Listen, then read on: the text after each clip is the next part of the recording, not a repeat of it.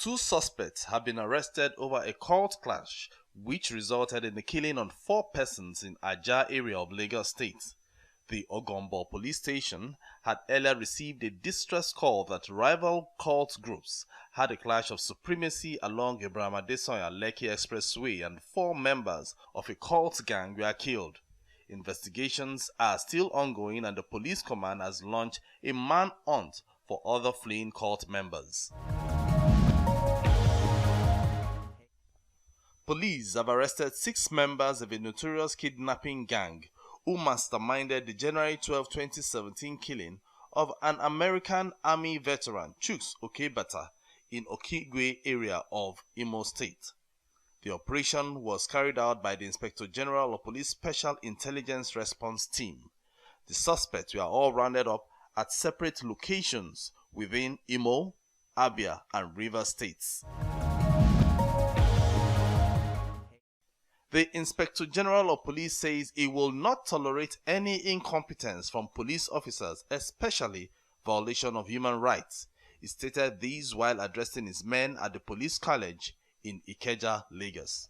Any police personnel that insists on being incorrigible by engaging in abuse of his or her powers or misuse his weapon with fatal outcomes and in utter disregard to statutory provisions will be arrested, investigated, and if found culpable shall be dismissed from service. Such personnel will be charged to court for murder. The line supervisor of such officers, including area commanders, divisional police officers, or sectional heads, shall be held vicariously liable for lacking supervision and shall be similarly sanctioned. The Oyo-Osun Command of the Nigerian Customs Service says it has secured a 3-year jail term for a man, Bayo Mafo, fond of parading himself as an official of the agency. Briefing newsmen in Ibadan, area controller for the command, Abdullahi Zulkilfu, also disclosed that 8 suspects were arrested and would soon be charged to court. This is to serve as a warning to others who think they can continue to live where they did not sow, to desist from such illegalities.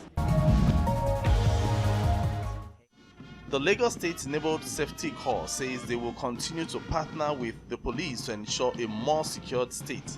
The chairman of the Corps, Deputy Inspector General of Police, retired Israel Ajao, made this pledge at the Corps' anniversary held in Lagos. He said that residents must understand that without information, securing the state would be difficult.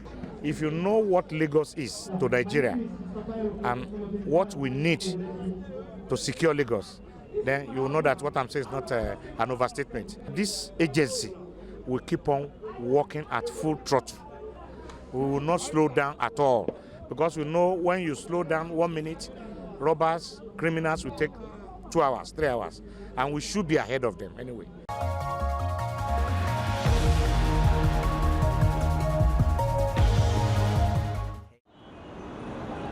4th of April 2019 is a day many residents of Akure and members of the Anglican Communion will not forget in a hurry. It was a day government cut short the life of the bossa of Akure Anglican Diocese, Gabriel Abiodun. Abiodun had gone to withdraw the sum of 500,000 naira from a commercial bank before he was trailed by the government to his office. They killed him and went away with the money. Members of the Anglican Communion in Akure reacted to his death this way. Our bossa went to the bank to collect some money, and a vehicle followed him down to this place, one Corolla deep ash color, parked here. As he was entering, 2 people followed him, and before you could say Jack Robinson, we just had gunshot. We dashed out to help him, and before we got to the hospital, he was dead. In the midst of this, the police assured the people that the killers will not go unpunished. Assistant Inspector General of Police in charge of Zone 11 visited the scene and the family of the deceased. The man was shot, his 2 legs. So before he could be rushed to the hospital, we lost him.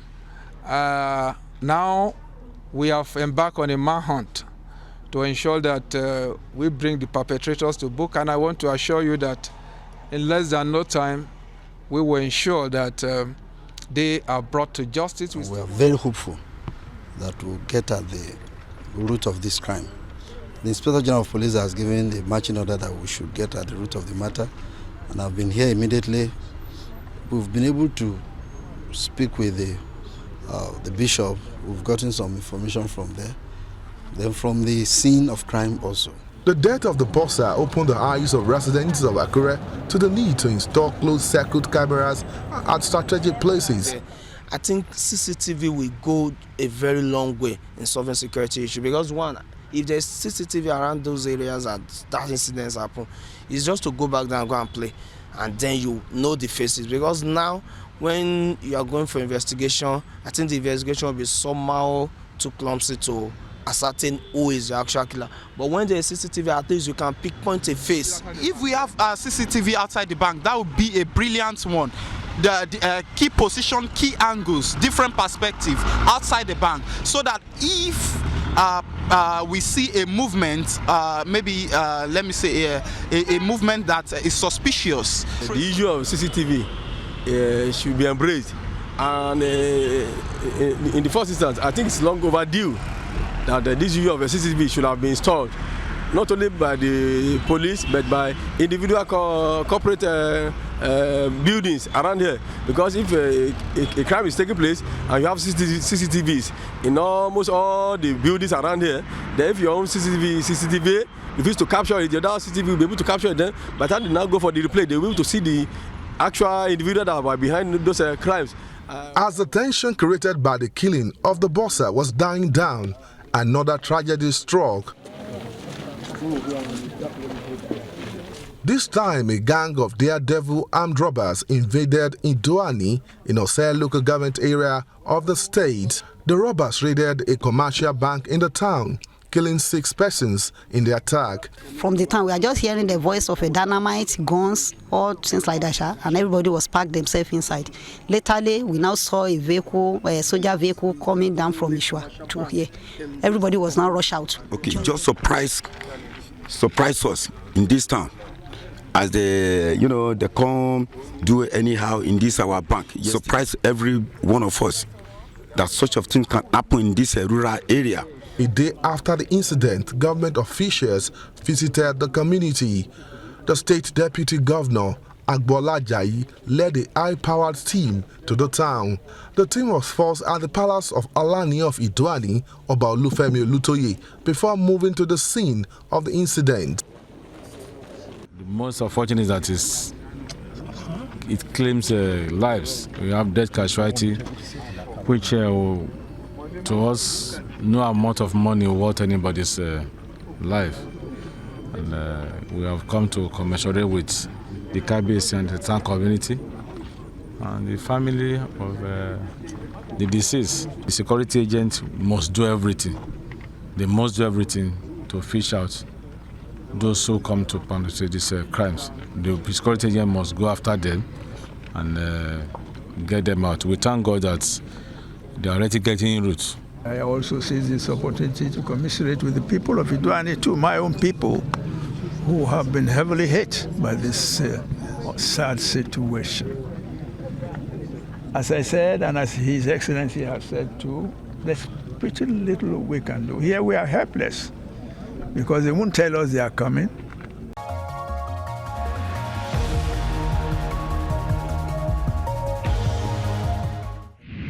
We have joining us on this edition security consultant Onyekachi Adekoya. Welcome to the program. What do you think banks could do to fortify their buildings? Good question. Hopefully we can find an answer. But we looked at the cases, particularly in Ondo, as you mentioned. We've also looked at Kwara Kogi. Most cases you find also in the south. Most troubling cases are in the south. As to what the banks can do, I doubt there's much they can do. Some will argue that perhaps they can do still some things, but you cannot provide security outside the context of security which the state provides. You get, so the banks can't turn themselves into a barracks. They must be open for business. You can't say set up sentry posts around the four corners of the premises, put 50 caliber machine guns. What more can the banks do? They have those trap doors. They have relative provisions. They have armed men. I think if you recall, sometime last year, there was a video that did circulate on social media of an armed robbery in a bank, where you saw that the bank had 2 policemen, 2 AK-47, double magazines, and you had about 8 assailants. How much can 2 policemen do in a space that is not well fortified? So maybe architecturally, some tweaking can be done, just maybe. But in terms of architectural layout, there's an argument to make for a certain new generation bank's structure, where you have a free flow even up to the gates, up to the point of entrance into the building. There's an argument for you to have see-through fence so that anybody inside or outside can see what's happening on the inside and outside. If you recall, when we came into this nascent space in democracy from 1999, initially the banks were sealed off. Some banks will panel themselves in so that you couldn't see what's happening inside or outside. Yeah. Some new generation banks had a free flow to their space. The aesthetics was good. The fence went back to the line of the building. So if you were going to come to attack that bank, then it means you have to do that in the full glare of the public. Now, as a security expert, yes, which is better amongst those two? Personally, I will favor a see-through fence. I will favor an open space. When you panel off a building, robbery can occur 2 hours with the passerbys not knowing what's happening inside. So I think most banks now have learned to follow a certain bank in their structure. Don't want to mention names. Having that free flowing space, because it takes from the criminal invisibility. Once the criminal comes, the first thing at the back of his mind is, how do I get away successfully? But if you see that the space is open, then they have to rethink their strategy. So I will favor that approach. So in terms of what they can do, you can't do a one-size-fits-all strategy for the banks. It has to be on a case-by-case basis. You will then follow the principles of crime prevention by environmental design. That is, we will look at each branch, look at the prevalent threat factors within the vicinity where that bank is situated. You look at the region and the modus operandi of attacks within the region, then you then develop something within the context of that space. And I know that the banks do a lot of continuous quarterly, monthly risk assessments. They try. We must also remember that they're a commercial enterprise. You see, I did some assessment with some friends. Some banks spend almost 2 billion a year on security, and this is hard fact. 2 billion? Almost 2 billion. Can you do us a favor and just break it down a bit? Let's assume that they pay 50,000 per guard, each of the banks. Just assume. For the purpose of this discussion, perhaps they do. And some banks have almost up to 2,000 guards within their guard strength employed. On the average, a good, fairly sized Nigerian bank has between 1,000 to 1,500 guards. The big ones have almost 1,500 to 2,000 guards. So for the purpose of this argument, say they have 2,000 guards and they're paying 50,000 per guard. Automatically, within a year, you're almost looking at 100 million every month. 100 million times 12, that's 1.2 billion. The banks must have armed support. Minimum 4 policemen, 2 days, 2 nights. And the police would not give them those policemen for free. There's also the cash in transit aspect, which they have to secure when they have to evacuate cash from point to point. That also comes at its own cost. So by the time you look at all the ancillary costs they have to bear, the banks already are having to do too much. So when we talk about the ease of doing business and cost of funds, you see why people say that doing business in Nigeria is very expensive. When a bank is spending 2 billion or 1.5 billion on security, what more do you want the bank to do? My own argument would always be that you cannot provide security outside of the context of what the state can produce. So the bank is in the society. Government alone has the monopoly of force and the ultimate responsibility to ensure security and safety of life and property. So I don't think, yes, when you look at case by case, bank by bank, region by region, state by state, operating environment by operating environment, there will be little tweaks here and there that can be done to achieve better safety. But in general speak, the banks are almost helpless. Have you didn't add background checks of staff? Because I know that's extremely important. Yes, background checks are very important, but they're coming now to operational issues. So a thorough risk assessment will fall on 5 legs. You look at policy, procedure, people, systems, then security risk. Okay, when it comes to the people side, you're looking at the integrity of the persons employed within that space. Of course, we know that most banks will do background check, but the level of the thoroughness is another issue. Okay, so that's why I said on a case-by-case basis, there are opportunities for improvement. In general speak, let me give you an example. You will rate Lagos, for example, as a medium to high risk environment. Yeah, that is to say that some parts of Lagos are safe, some are relatively not very safe, some are really high risk. So by the time you do an average, Lagos will be marked as a medium to high risk environment. And don't let us go too much into the matters on ground. So you know that in Lagos you have the RRS and police provision visibly stationed at major city points. But when you now begin to go to the hinterlands, how many vehicles do the divisions have to patrol? How many functional and operational vehicles do the divisions have to patrol their divisions effectively? So in some parts of Lagos, crime risk is very high, some medium to low. So on the average, Lagos is medium to high risk. If you're operating in Lagos, for example, in a medium to high risk environment, you're going to have to spend more on security. When you go to the northeast is a high to extreme risk environment.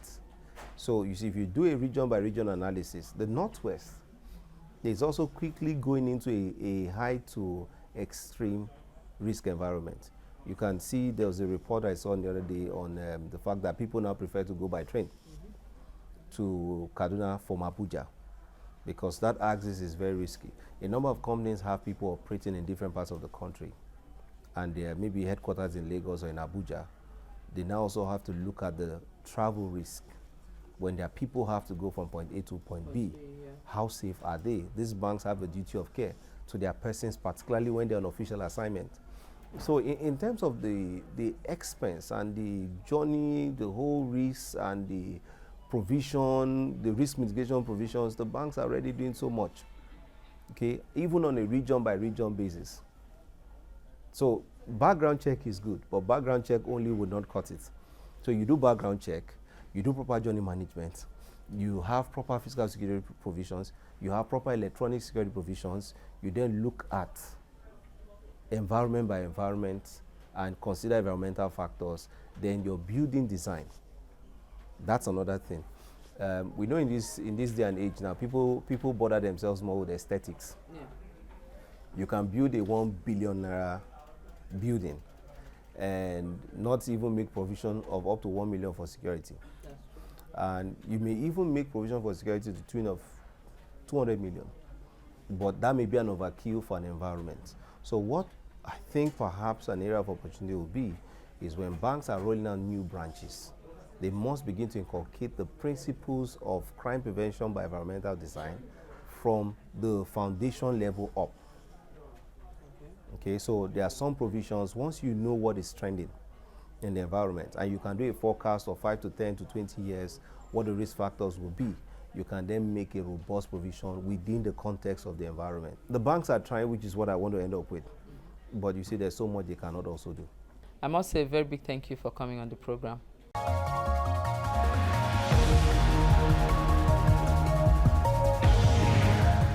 give signal like increasing the volume of the radio. Asanat Abdul Salam grapples with the fear of commuting by taxi. Till today, I cannot enter vehicle without being scared. This is because she has been a victim of criminals who disguise as taxi operators to rob commuters. It was on 28th of March. So I closed from work, me and my friend were going home. So when we stopped the vehicle, there is one guy at the front, around 5 to 6.